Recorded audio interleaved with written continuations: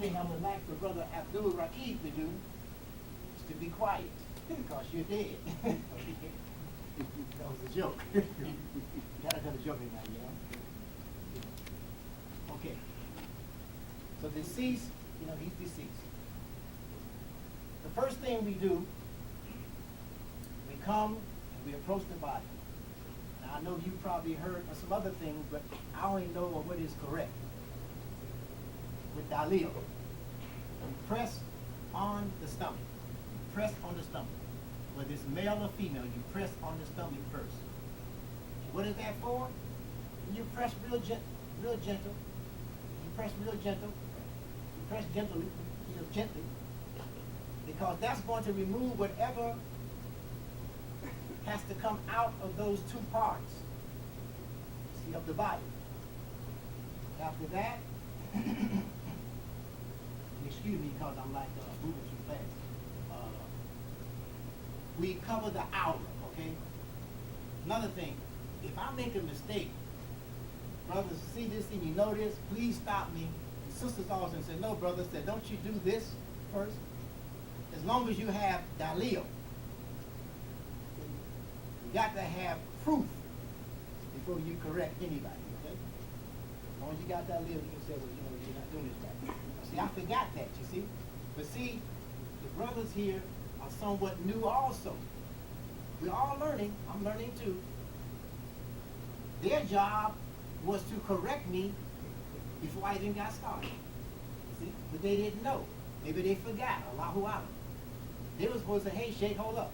You got to cover the aura, man. The man naked. He's naked. You know what I'm saying? You have to cover the aura. The aura for the man is from the waist down below the knees, okay? Now, that's the aura for the men.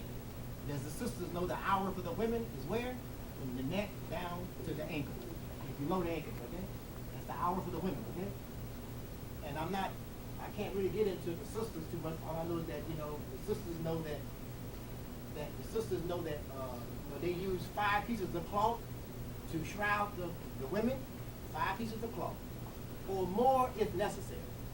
And the men, we use 3 pieces of cloth. It's just 3 sheets. We use 3 sheets. That's all we use. Unless it's necessary to use some more material. I'll give you one example to go on. Sometimes we have a person have a gunshot wound, and they do the autopsy, okay? They cut the body up. Sometimes it be like leaking. There'll be a leaking. So you have to stop the blood from leaking. So sometimes we have to take cotton, we have to put it into the body to stop the leaking, okay? So in that case, we need more material. So we cover the aura.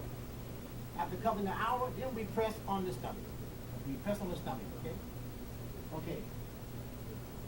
Brother Abdul Rakib's hands, his hands are placed to the side, like this. His hands are on the side. We make sure his hands are there, you see? Okay? His hands are on the side.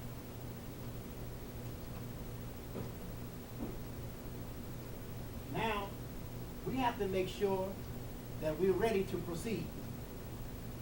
We have to make sure that we have on something to cover up here. Maybe a gown, you may have a rubber apron, whatever you can get. Try to get that because you want to cover your body up here. If you can, you should also try to get, they have these things you can buy, you can get from the hospital, other places. You put these shoes on. They can like covering your shoes, they cover your shoes, you see? Because you don't want anything to splash on you because you don't know, a person may have a disease, okay? So you got to be very careful, you know? We also, if possible, we get something to cover our heads. You see, we cover our heads. And we put the gloves on. We put the gloves, make sure we have the gloves on, okay? We don't have anything else but the gloves tonight. We'll use that. Put the gloves on, and that's basically what you use when you want to try to, make sure you don't get anything on your body. Okay. In case I forget, I very seldom add this, but once you wash and shroud the body, whoever's doing it, it is requested, recommended that you take a full bath, a ghusl. Take a ghusl. But some of the scholars say you can also just make wudu when you get finished. Whatever is easy for you, you do that. Okay? So we pressed on the body. Next thing we do, we take and we relax the joints. See, a lot of times the body be a little stiff, you know? So you have to take and relax the joint. Like that, relax the joints. The fingers, relax them. And make them loosen, because when you do that, the blood somewhat flows a little bit, you know, and kind of like make it loose, you know? Even though the person is deceased, he still has blood in his body. Loosen the joints, loosen the joints. Come down here, do the same thing with the toes. Loosen the joints, but they be stiff also. See? So we have to give the body wudu. We have to get in between the toes. It is the sunnah, go between the toes.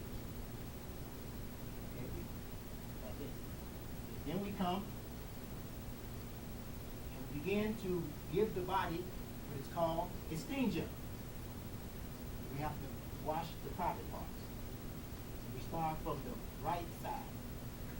We take and we push him over to his left side. And that's why the brothers are here. Push him over like that. But you should stay on that side because it's on the right side. It's all right. You're going to make some mistakes, you know, but it's going to be correct by the time we end up on it.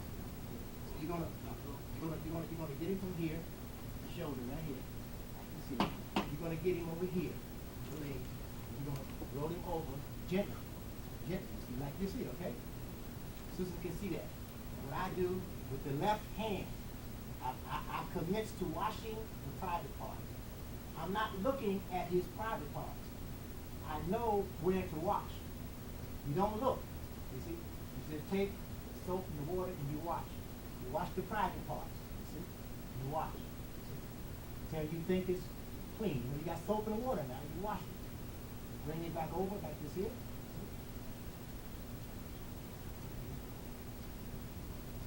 Then I would take whatever we use to cover the body. We'd always use a plastic bag. A big 36-gallon bag. It's long, it's wide, see? It's best to use the plastic bag. Why? Because the plastic bag, it doesn't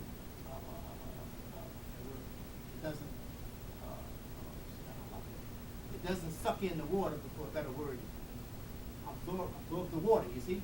So the plastic, so the water rolls off the plastic, okay? It makes it easier. Because the towel, it gets real soggy and you gotta change the towel. It is the hour part. So we take that and we wash the top part of the body. Washing the private parts, you see? We wash it. With our left hand, we wash it. With our left hands, okay? With our left hand, we wash, we come back.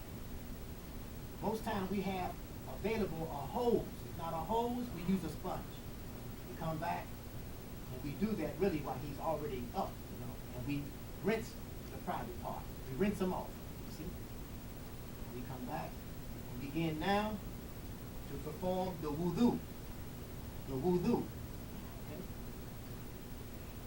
Perform the wudu by beginning with the washing of the hands first. Wudu begins by washing the hands first. So you give the body a wudu. Just like we make wudu for, before prayer every day. Give him a wudu. You wash the hands. Wash his hands. See? Both hands. You go with the right hand first.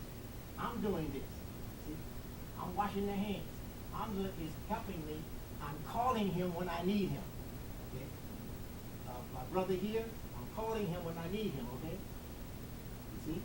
Make it real clear so people just keep on going. Because I'm doing the washing in the shroud. I'm doing the washing in the whatnot. Okay? So we wash the hands first.